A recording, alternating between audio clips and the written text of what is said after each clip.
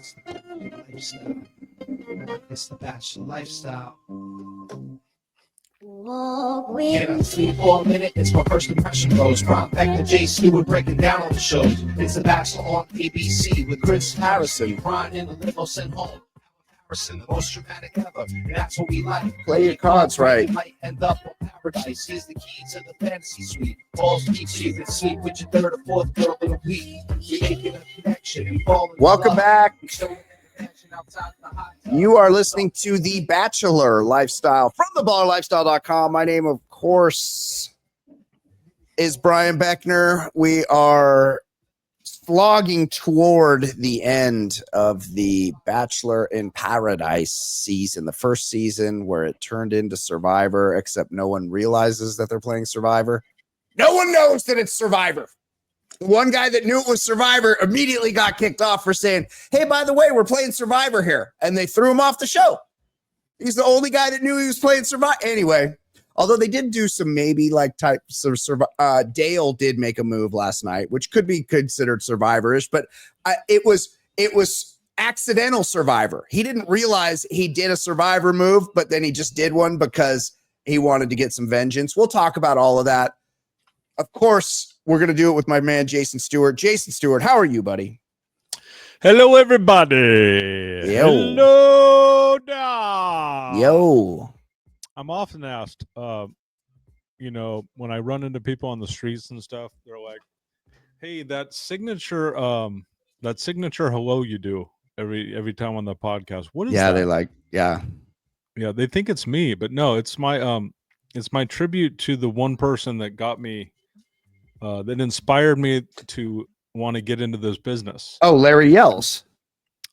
No. I would wake up every morning and listen to Howard Stern.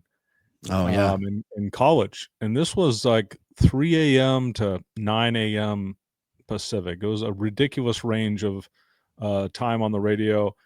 And so they would come out to the Rob Zombie music. And Howard would just be like, hello there. Hello, everybody. I recall. Hello. I used to listen to that as well. Yep. Yeah. And then it's also a hybrid of my favorite prank call. I forget the name of the prank caller. Something the prankster or something the Joker. Was it Captain something? Yeah. Yeah, maybe when I see OJ and he looked scared. He called Peter Jennings. They put him on with Peter Jennings when OJ was at siege in the Rockingham residence.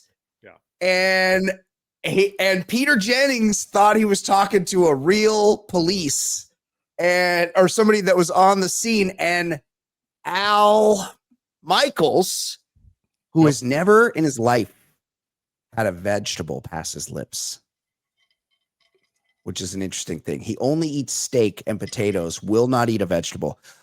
He had to, I guess Al Michaels was there because he was friends with OJ. And he's like, oh yeah, my friend OJ Simpson is barricaded inside his Rockingham estate.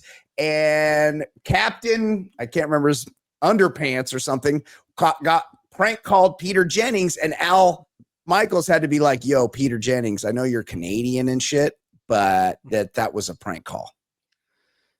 And then in a stroke of genius, Al Michaels went on the Howard Stern show. I don't know if it was months after or years after. And they had that amazing impersonator on the Howard Stern show. I forget his name. I'm not good with names, obviously. Oh, and Fred. You're talking about Fred. No, Fred did the sound drops. Yeah, Norris does but this guy was he was a cast member at the time, and he did great impersonations. And he did the Peter Jennings, Al Michaels did himself, and then the prank caller did himself. And I mean, they reenacted the scene. It's just the funniest thing. But the funniest thing that the prank caller says to Peter Jennings, and this was network TV in 1995. So this is, there's probably 80 million people watching Peter Jennings, and you have let's go to a phone caller. Yeah, let's go to a phone call. He sees OJ. And then the guy's like, I see OJ. I see OJ, and then all of a sudden And he he just looks goes, scared. Yeah. he looks scared. And then he dropped a Baba Booey on national TV. Yeah, it was great. Yeah. You've given the backstory. Is there anything else you want to tell people? No, I just get that a lot. I get that question a lot. Because normally, hold on. Oh, okay. Because normally about this time, you tell people that, hold on, here's the call. Should we play the call? Because people don't know what we're talking about. Oh, if you got the call, I want to hear it. Yeah. Yeah, I think this is it. We have on the phone with us as well Robert Higgins, who lives in the neighborhood and is on the ground and can see inside the van. Mr. Higgins. Yes, how are you? Just about as tense as you are, sir. Oh, my Lord, this is quite tense. What can you see? Oh, what I'm looking at right now is I'm looking at the van, and I see OJ kind of slouching down, looking very, very upset. Now, look at here. He looks very upset. I don't know what he's going to be doing. Can you see him doing anything specific? Is he merely sitting there? He is just sitting around, just looking like he'd be very nervous. Can you hear anything, Mr. Higgins? It's just too much commotion. I be in the back of a news van, so I can't really hear that good, but I can see it all. And I see OJ. Man, and he looks scared. And I would be scared because there's cops all deep in this. Thank you, Mr. Higgins. And Baba Booey to y'all. Driveway O.J. Simpson's home in Brentwood. Now we need the voice of reason. Oh, there's the Akita, by the way. Remember the Akita? In the doorway of the house. Cujo? What was the name of the Akita? Al Cowling. Peter, by the way, just for the record, this is Al Michaels. That was a totally farcical call. Farcical. Lest anybody think that was somebody who was truly across the street. That was not. He said something in code at the end that's indicative of the mentioning of the name of a certain radio talk show host. Okay, thanks, Al. So he was not there. Right. We have them on every Peter coast. Jennings got crowned. Not the first He's time. Canadian. They're very trusting. It's the greatest. The OJ, he looks good. Yeah. Amazing. And the farcical call. And then to answer your question, that was the confusing part because Kato was the dog and the housekeeper. Kato. Right. Yes, Kato. Yeah. The Akita. Yeah. Yeah. Oh man, that brings back so many memories. I love that. It was a big deal. Oh. So what happened? What I was alluding to is you didn't do the whole Great White thing, and I feel like I should have just made you forget, but do it. For those that are not on my Twitter feed, I need to remind people this is the Great White and a Sea of Bachelor podcast. That's what we've been called, and it's because we have teeth. You're not going to get any. Most people have some kind of a connection to the show, to relationships. We are completely unburdened by that. We're two 50-plus-year-old white men. That's right. Giving our takes on. I'm half our age. Just 50. I'm just 50. Okay. Not plus. Okay. You don't need to add the plus to me. Yeah. Okay. No. Yeah. So let's start at the beginning of this episode, and tell me. Much to our surprise and glee, we find out that this is the second to last episode of the season. There's a lot of couples, but they go through this pretty quick. This was a super edit. We almost get to 2 rose ceremonies in this episode alone. But before that, Hannah Brown earns her paycheck. She comes on the set with her resort uniform on. Yeah, she works there. And she says, ladies, would you like to drink some champagne and talk about feelings? And then, so the ladies, everyone who's left, goes off with Hannah Brown and they drink champagne.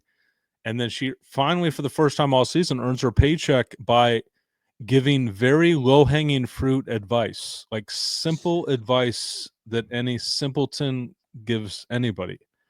So Hannah Brown, you earned your paycheck. Cheers to you. I forgot to add last week, Jason, that I looked up Hannah Brown's. Because it was going to drive me crazy. I think we were talking about it, but then we moved on to a different subject. I looked up Hannah Brown's salary for being on The Bachelor because we've looked it up before. Wells makes about $500,000. They say the internet says Wells pulls about $500,000 for being The Bachelor. Wow. Whereas Jesse makes like $3 million or something, maybe more, because he does all the Bachelors. So that's probably more. Wells about $500,000. Now I looked up Hannah Brown, and the internet seems to think she makes about the same as what the contestants make, which is about $400 to $800 a week or per episode. Wow. Which is not very much. Yeah. Wow. Kind of not worth it. $800 a week.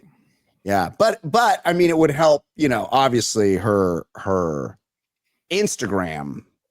She wants to be Instagram famous. And apparently also breaking news, Hannah Brown is apparently married, which is, I guess, why she can't be a contestant on The Bachelor. So that is the update on Hannah Brown.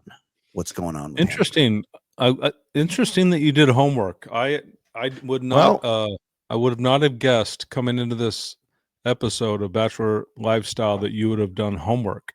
I was actually watching the show with my special friend Ilana, and I actually do pay attention when I'm watching the show because much like you and your super hot girlfriend Christina, you guys you're kibitzing, you're discussing the show. It's great for the relation, you're doing relationship and a relationship activity. And as I know from my DMs, your super hot girlfriend Christina does not like The Bachelor. She does not like watching The Bachelor. She's forced to watch it. She blames me. But you guys talk about stuff. So as I was sitting there watching the show with my special friend Ilana, she likes to look things up. So she's looking this stuff up and giving me the information as we watch.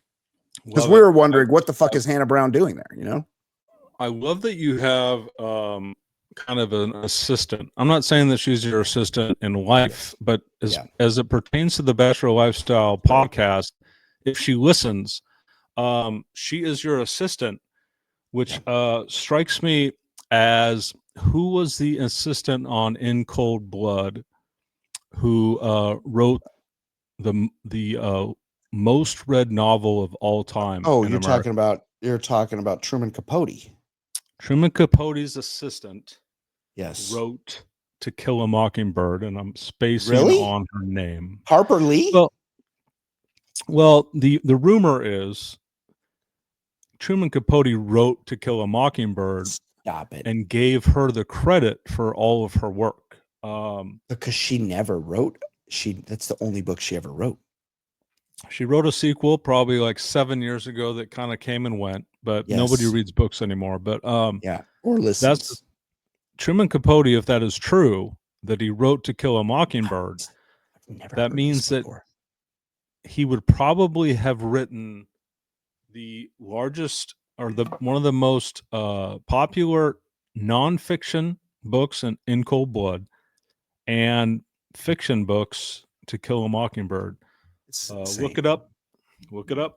She's your Harper Lee on the Bachelor Lifestyle podcast. So where do we so Hannah Brown and these women are sharing feelings, and Hannah's given very, very easy advice to these women, and just kind of go with your gut. I mean, if you're feeling it, just go with it. Be yourself. Yeah. Great advice. So it should be pointed out that she's there she's basically are you guys ready to get engaged to these people that you barely know? And now even the quote long-term relationship on the show, Jess, who I find very cute. What's that squeaking noise? What's making that squeaking noise, Jason? I know you're hearing impaired, but what are you fucking with that's making that noise? Our door has we don't have keys anymore, so we have very loud passcode, whatever you enter your door with. Yeah. Beep, boop, so boop, people boop. entering the house who don't know that I'm live on a podcast would probably not realize that them inputting the numbers to get into the into the house Very loud. actually impacts the podcast. Yeah. Well, you know what? Beeping. I could have not said anything. I could also clean this up in post, which I won't. I've digressed from what I was talking about. Oh, she's like, "Are you guys getting?" Yeah, and Jess, who I find very attractive, even she was like, "Well, I don't know. Like, he lives in Dallas, I live in LA. You know, like she's like, I'd like to think we could go a little further." Meanwhile, let's not forget that Marcus and Lace once was her name Lace? Did she have the same name as one of the American gladiators? Lace? Lace. Yeah, Lace. Yeah. Marcus and Lace once were married on the beach on The Bachelor and then reportedly never saw each other again. Yeah. Yeah. I mean, that's so look how far we've come, because even Jess is like, well, I don't know if I'm going to get engaged here, but it used to be either get engaged or break up, which was my favorite part of the show. Now they don't even do that anymore, which is kind of a bummer. Correct. And Kat was like, I'm not getting engaged. And that reminded us that Kat also got engaged to John Henry, who was the catch. Yeah. Well, John Henry he did the dangerous job, like offshore drilling mechanic or something. Very close. Underwater welder. Same thing. Yeah. So I don't know what happened there. Kat and Kat's still on the show. She's got a shot at the 500K. Yeah. So here's the deal. Here's the challenge. Jesse says to the group, we're going to have a dinner tonight, and then we're going to have a challenge. Yeah. But what they don't tell the contestants is there's going to be an expert, like a relationship expert, that's going to be watching your every move from eating the dinner, how you get along, through the challenge, and she's going to weigh in on how compatible you are, and she basically is going to choose who wins the challenge. Yeah, Dr. Laura Berman, not to be confused with the great Dr. Lara Schlesinger. Good point. Yeah, I wonder if she's related to Chris Berman. Could be. What are the odds? They didn't point that out. Yeah.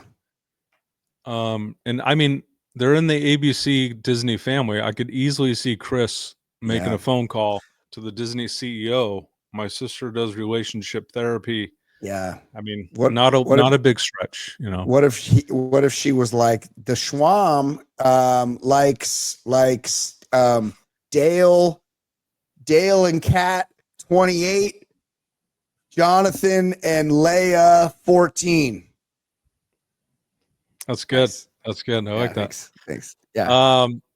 Now, here's the problem. The dinner and the challenge have a bunch of bugs flying around, bugs getting in your food, in your crevices, in your space. And Kat has an unreasonable reaction to bugs. Like she becomes crazy and overly anxious to bugs. Yeah. Well, hold on. I agree with you that she's phobic about bugs, and it's a little annoying.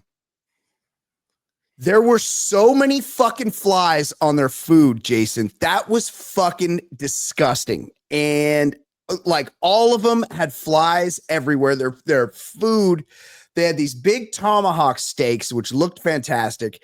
They were putting napkins over their plates. Like these disgusting producers subjected these poor people to fly infested ribeyes, and I kind of sided with Kat here. Yes, she was kind of whipping people in the face with their napkin and whatnot, but I would have been like, fuck this, I'm taking this food to my fucking room.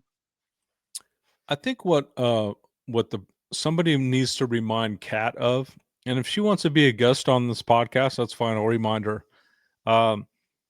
Back when we were hunter-gatherers, you know, in the evolution of humans, we brought raw meat back to the camp. We put it on the fire and we ate it.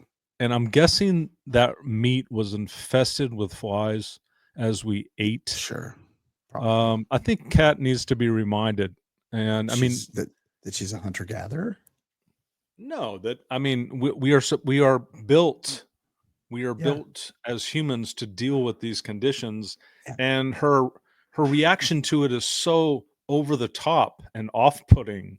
I was like, "Oh my god, fuck this!" You know? Yeah, fuck yeah. It was a lot. Hold on, and I want to get back into this, but we have breaking news on the show, and I've just received an important note here, and I'm going to share it with you, and let me know what this means to you, Jason.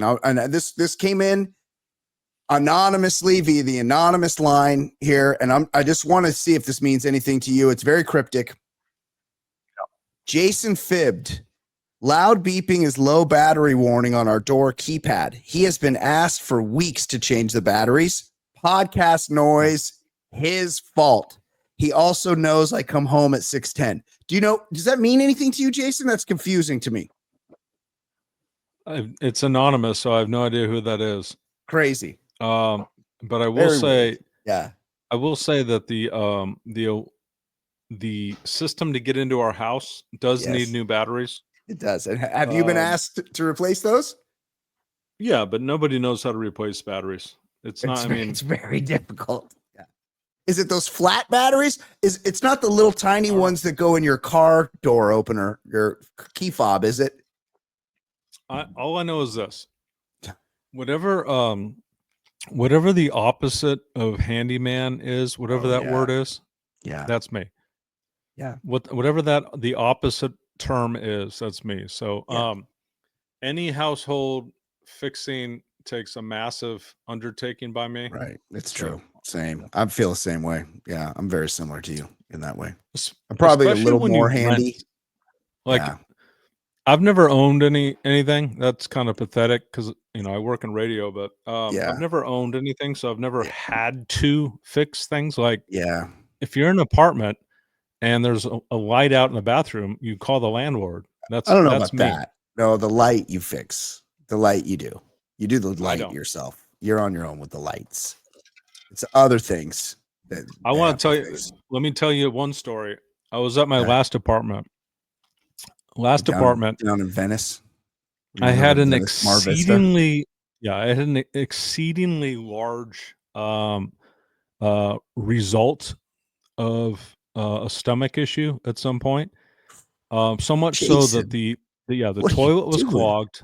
Oh, yeah, the toilet was clogged. God, so, Jason, this is what I did. The plunger didn't do any good. So my God. I called the assistant property manager. No. Yeah, Jason, who came up with an industrial plunger.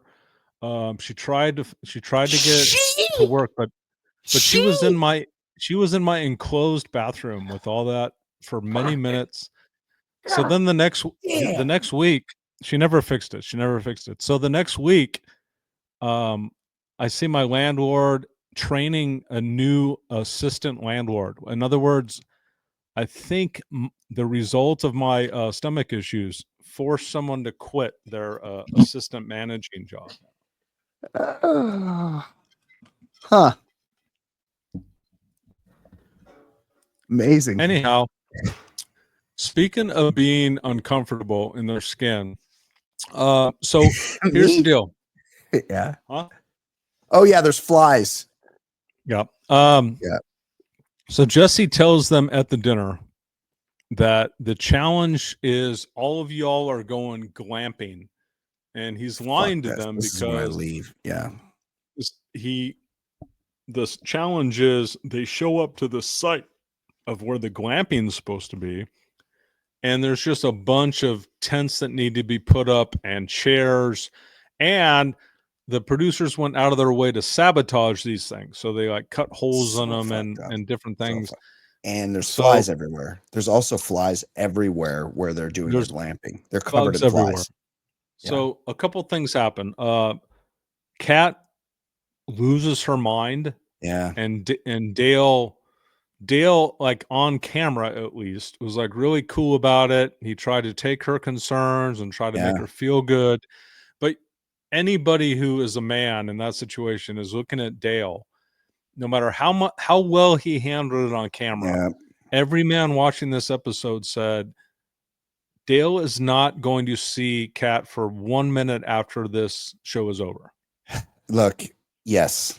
Yeah, I got to agree with you completely. Like I find Kat very attractive, and although she's a little skinny, but we could work on that. I'll help her. But her histrionics about Bugs, while great TV, I think she said she has like 3 cats, so that's a big hard pass for Bri as well. So I think Dale is right to head back to North Dakota to get away from this cat, because it's only the histrionics are only going to get more intense about, and this comes from experience, only about like lesser issues. Like it starts with the flies, and if she's freaking out about the flies, there's going to be everything that she goes nuts about, and you can't live like that, Dale. You just can't. She's got to find somebody else. I agree. Other highlights from the camping thing.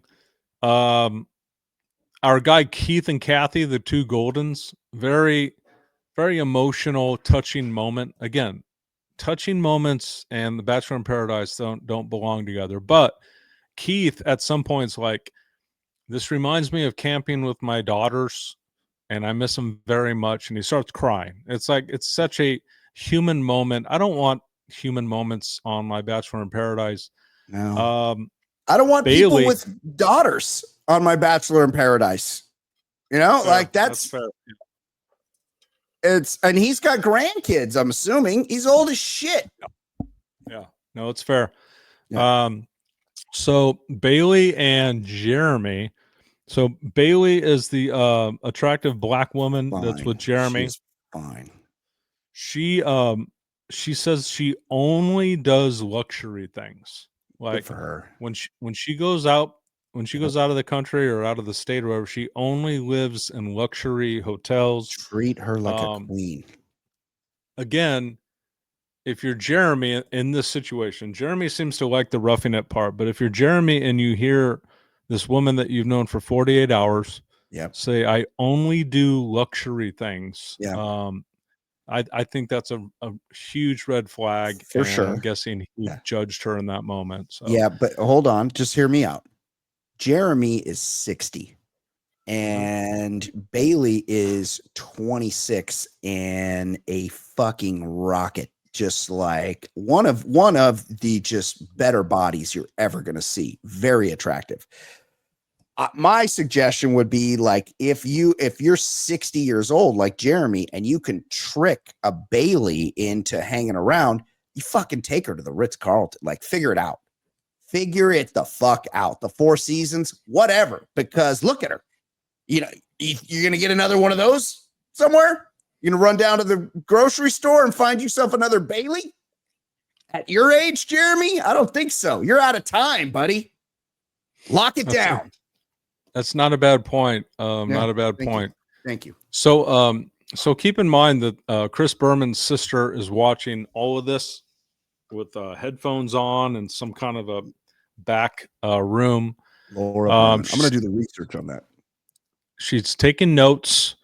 So anyways, Jesse at some point comes in and he's like, all right, challenge is done. We wanted to test your compatibility when dealing with things that are difficult. So he takes him back to the resort and says, this is Chris Berman's sister, and she's been watching you this entire time, and she has notes to give you about each other. And at that point, Berman starts telling each couple her observations just based on this one night. And she starts telling people that don't have great chemistry. That they don't seem to have a romantic connection. Stuff that we already kind of know. She said that Dale's got a hero complex, that he kind of rushed to save Kat in the moment. She's like, the problem with the hero complex is that you overvalue your role in the relationship and it creates an imbalance and blah blah blah blah.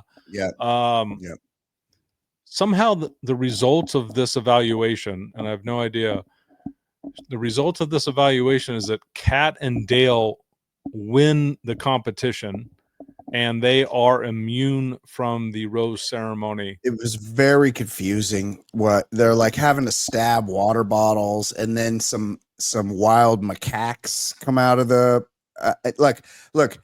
These people have more of a case against the producers than Jen Tran does. Like, this is like the way they were treated. The water bottles were glued together. Like, everything. The tents didn't have tent poles. Whatever. They were completely being fucked over in the challenge of building their glamping location, and then they nearly had their dicks chewed off by wild macaques in the wilderness of Costa Rica.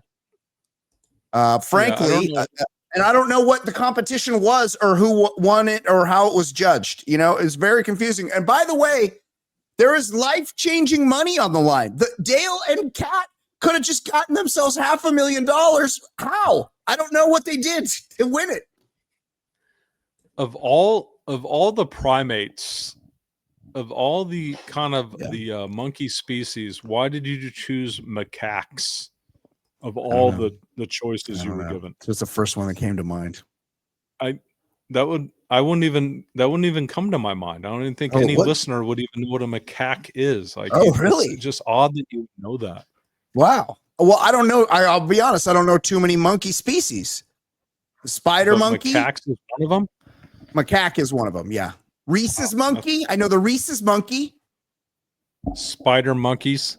You're from what I understand from Christina, you're a bit of a rhesus monkey because you're sneaking all that candy in your car and stuff, and she finds the wrappers.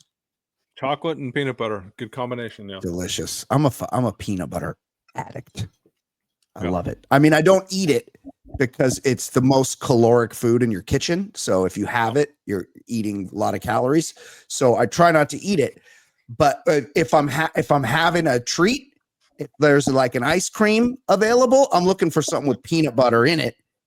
Or similarly, if Halloween rolls around, like I'm going through those Reese's. And don't even get me started on the dark chocolate, and I know you know what these are, the dark chocolate peanut butter cups that you get. I think they have a little sea salt on them too, that you get at Trader Joe's.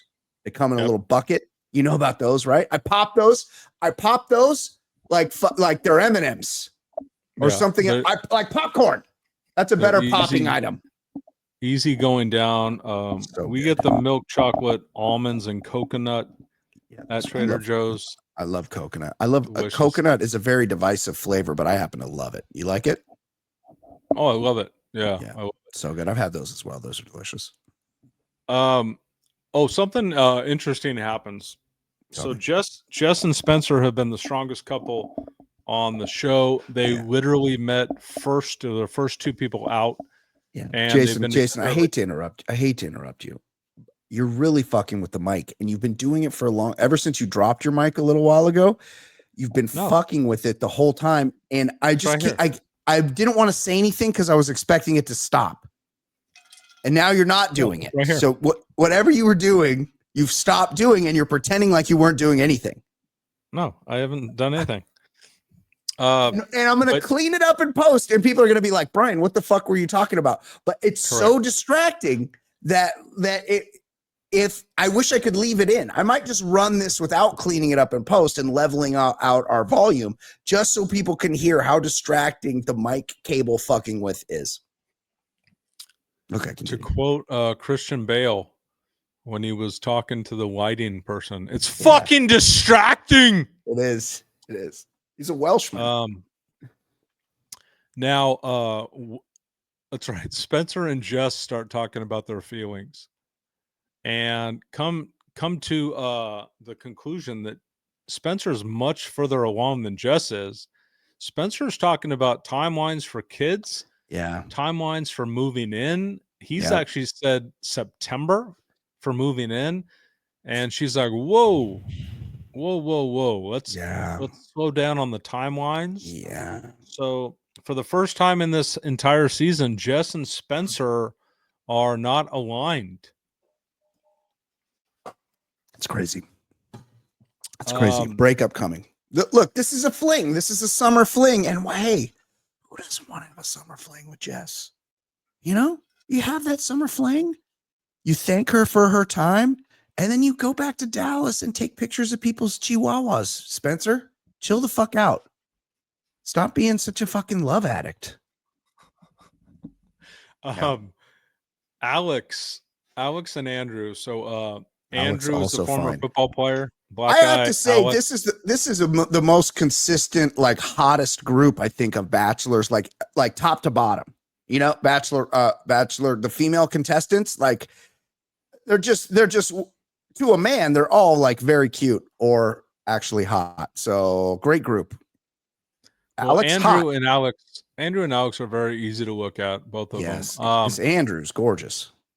And for the second time in this season, Andrew draws attention to this boner that he's getting. So they talk about their feelings, and then they kiss, and then she gets up to walk away, and he's like, I need to wait before I get up.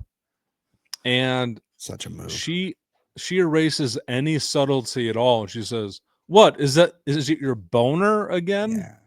Yeah. No subtlety. And he's like, yeah, he's got to wait. He's got a hard on. He doesn't want it to be on camera. Stiffy. Yeah. And she starts laughing. But that's unusual for a boner to be talked about on network TV. I usually go with the pull it up, move, where you kind of like if it's pointing down, it's going to show. If you just swoop it up a little bit, it's like on your stomach. Everybody's seen that. That's a classic dick pic. Oh, you're fucking with it again. Oh, you knocked it down. Oh my God. That's the classic, just like have it on your stomach move, like you go with that. It's less noticeable. You kind of tuck it into your waistband. But I imagine that, and I'm just going to guess that Andrew is probably working with a little, he's more encumbered than Brian is when that happens. Yeah, although Brian is plenty encumbered, he should tell you, doing okay. I hate to be the guy that pointed out, but I think Twitter will point it out, so I'll be the first. I think it's kind of racist to assume that Andrew has a bigger penis than you just because he's black. Well, I didn't say he was black. He's a bigger guy than me. You implied it, microaggressions. He's a bigger person than me is the point I was trying to make. I don't see race, Jason. Oh, okay. So Jonathan and Leah are trying to scheme because they want to stick around because it's $500K, but they are not a couple. So the politicking ends at some point. Jesse walks in and he's like, "Hey, enjoy the cocktail party, but talk to who you need to talk to." And I'm thinking, like, what have they been doing? All they've been doing is fucking talking about their feelings for the past 10 minutes on this edit. What do you mean start doing the cocktail party? Anyways. Yeah. Let's go to the Jesse looked a little puffy. Looks like Jesse has a few cocktails of his own while he's down there. Yeah? Are you getting that? I mean, he's gorgeous. I think Jesse's doing now what Chris Harrison had no shame. Yeah. So Chris Harrison very much loved being the host of The Bachelor. I think Jesse Palmer fights that. Yeah. Like this is my career. I'm the host of The Bachelor. Yeah. And I think it torments him, and I think he drinks a lot because of it. Well, also he's got to go. He's making $3 million to do the Bachelor in Paradise, and then he's got to go. Then he's got to go hoof it to do Iowa State, Oklahoma, or Boise State, Colorado, and he's like, this is beneath me. I'm the fucking host of The Bachelor. Now, keep in mind, Dale's got immunity and Dale's got tiebreaker, foreshadowing tiebreaker power. So in the rose ceremony, Kat and Dale tell each other why they deserve each other's rose. Andrew and Alex are safe. Justin and Spencer are safe. Yeah. Bailey and Jeremy are safe. So that's 4 young couples. The last rose goes to Jesse comes out and says, tie. Tie vote. Like they couldn't figure that out. There's fucking 6 people voting. An equal amount of people voted for Keith as they did Jonathan. Yeah. Both are involved in non-romantic relationships. Jonathan is much younger. Keith had actually asked to go home, by the way. It should be noted. Keith's like, I need to go. I need to make this camping trip. But then at the last minute, he's like, and I was wonder if he was put up to this. He's like, I kind of wish I hadn't told Dale I wanted to leave. Well, that was a subplot to the episode. Was Keith said after the camping experience, I miss my kids. I'm homesick. Yeah. I want to go home. And then these like 4 or 5 women left, like get in a group with him and are like, you're valued here. Like you serve a purpose here. You keep us positive. Don't go home. It was a weird scenario because Kathy, the other Golden, wants $500K. So she basically talked the other women into talking Keith into not missing his kids. And what happens is Jesse comes out during the rose ceremony and says it's a tie. Dale, who won the challenge, is the tiebreaker. Yep. And Dale, who does he vote? He votes for Jonathan, who's been making a move on his lady. So he exacted revenge when he had to, Brian. Yeah. Do we know about that? Because I don't recall that. And then they played clips of Jonathan telling Kat, like, hey, let's go, let's slip out of here. And so he was trying to Sancho Dale's ass, and Dale, he had the receipts and he was keeping a list, and he's like, yo, when I got a chance, I'm gonna fucking send you home. And then he did. He sent Jonathan's ass home. So that was kind of nice. I kind of like that. Well, I think it came down to this. Jonathan's been Kat's buddy all season long. Yeah. But I think Kat, I think most women agree with this. Kat never stated this out loud. Yeah. But if Kat was being serious with this, she would be like, Jonathan's 5'3", he's shorter than me, and Dale is 6'7", and he looks like Derek Jeter and Alex Rodriguez's kid.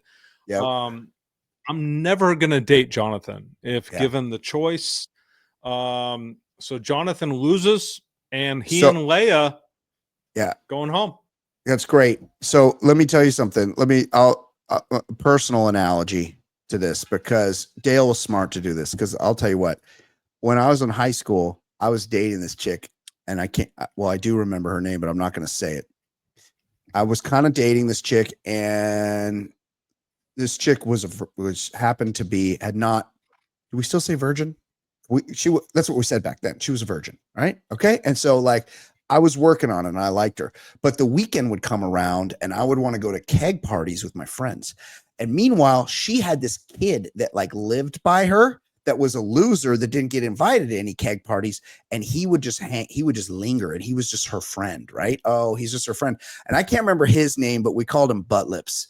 And Butt Lips was always like just hanging around with her. And this girl had saved her virginity. And I thought she was going to award it to me, which was exciting. But you know what I did? I went to keg parties with my friends instead. And so she was like, hey, you know what? This isn't working. And I'm like, what? I'm so much cooler than you. And she was like, yeah, sorry.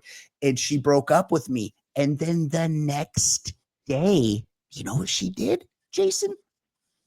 Yes, you're right.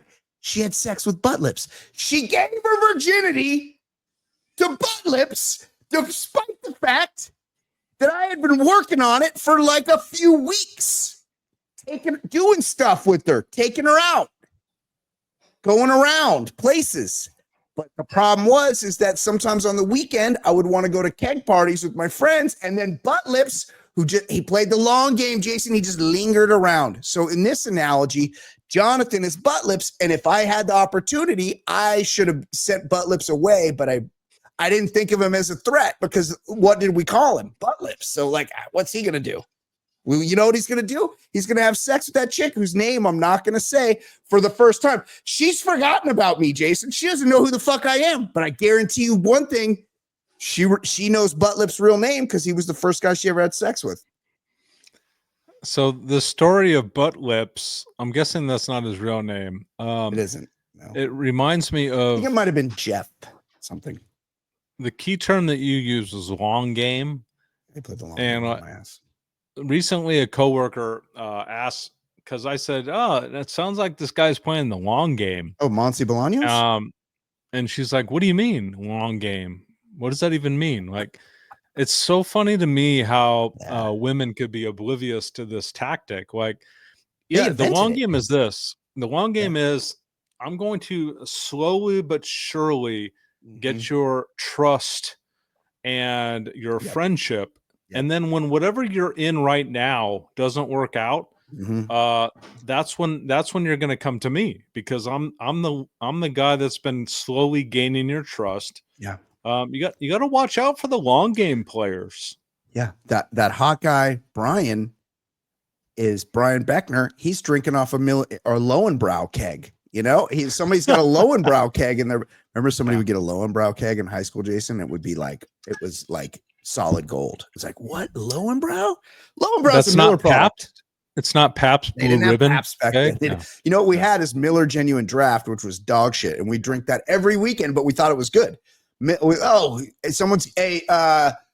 So Jared's getting an MGD keg. Let's go. We're all going to throw in. We're getting an MGD keg. His parents are out of town. You know, like stuff like that. That's the kind of stuff we would do. That's what I was doing instead of romancing this chick. And then Butt Lips gave her attention, and then Butt Lips got attention, which is fucked. MGD keg might be second to this. So I sent out a tweet recently. You must not have seen it because you didn't share it or like it. Your tweets get shared every week on the Baller Lifestyle podcast. Yeah, you're this is a good one. You didn't share it or like it. I noticed. Okay.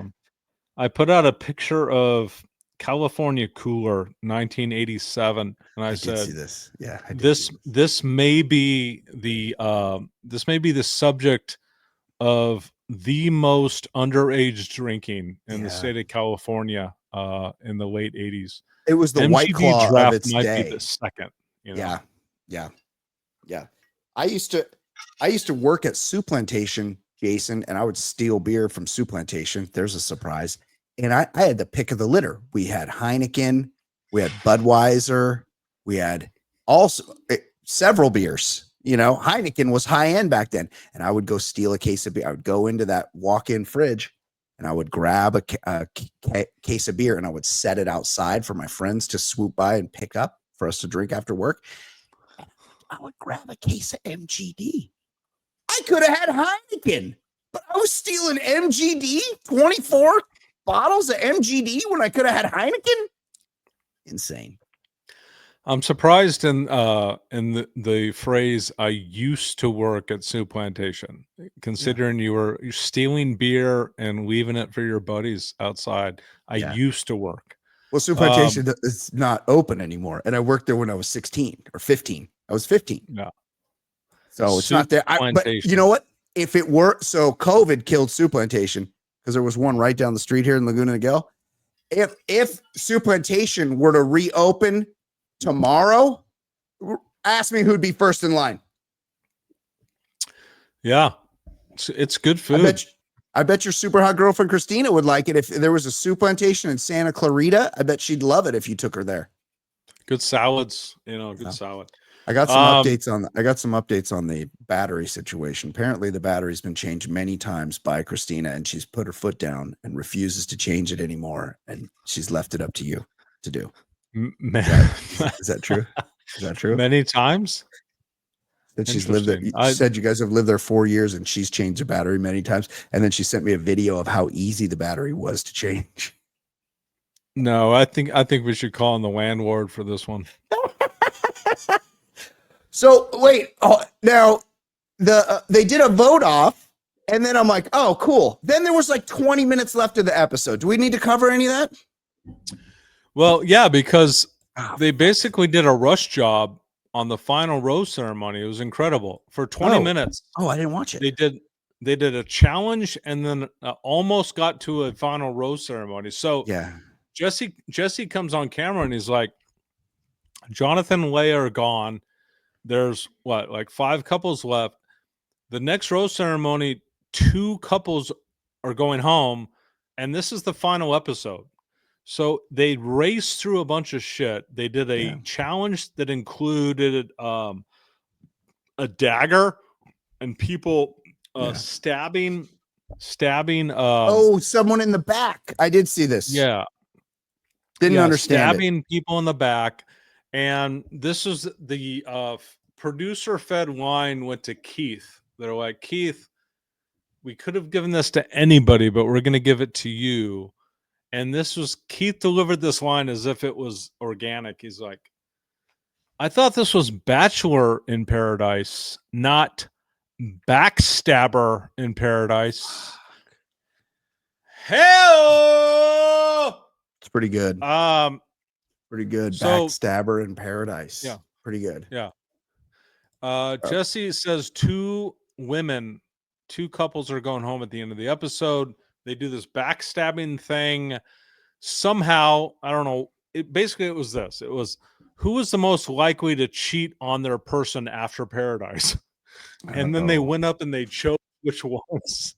I thought it was interesting. They did a bunch of salacious questions, and Dale and Jeremy, and Kat, they got like the most backstabbings out of the whole thing. You didn't see any of this? No, I didn't. I saw what was going on, but I was like, look, this can't. I just didn't have the energy to keep watching. So, but no one got. But then, did they do a vote off? Yeah. Well, what they did was Jesse, after the backstabbing, said somehow Alex and Andrew are the winners of the challenge. They got the least backstabs. I don't know. Yeah. So Alex and Andrew are in the driver's seat. They get to be going to win $500,000. They have immunity, and then two of the couples are being voted out, and everybody's like, well, of course the olds are going to go home. The Goldens are going, but there's going to be one couple going home, not named Andrew and Alex, that are very much established. So what do we got? Spencer, Jess, Dale, and Kat. Yeah. And then who's the other couple? Bailey and Jeremy. One of those three is going home, and that was the cliffhanger. Unbelievable. To be continued. Season finale next week. I can't wait to see what happens next week. So exciting. I'll watch the whole. Is it like 3 hours? Probably. Yep. Oh my God. I might have to have my special friend Ilana come over and keep me involved in the action, because I get bored. I start looking at my phone. Okay. If you call her the Harper Lee of the Bachelor Lifestyle podcast, would she be offended? No, because I didn't know that. I pride myself on knowing stuff. I didn't know that story that you just told me. That's amazing. Google it. She might know Google it. Yeah, I'm going to. For Jason Stewart, my name is Brian Beckner. This has been the Bachelor Lifestyle from theballerlifestyle.com. We will see you next time. Gets a hometown, and who's the most hated, who have the best hating, who's getting eliminated. We always speculate like you would